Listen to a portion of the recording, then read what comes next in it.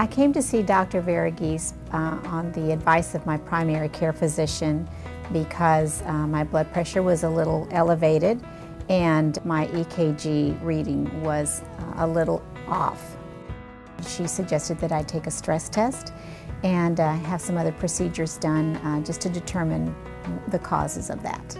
And it was determined that I did have blockage in one of my arteries and a stent had to be implanted. And then reality sunk and Dr. Varughese talked to me during the recovery time, and I asked her, in tears, I asked her what was going on. I asked her, was I about to have a heart attack? And she said, yes.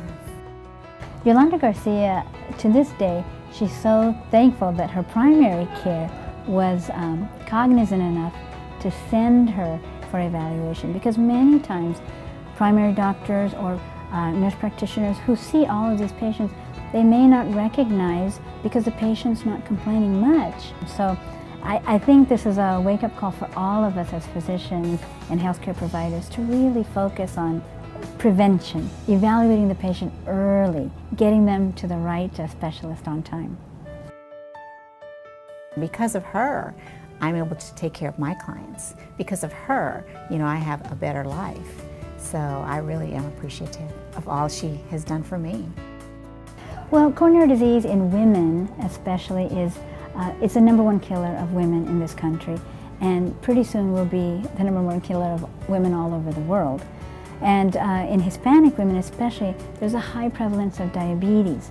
So therefore diabetes lends towards cardiovascular disease and coronary disease especially.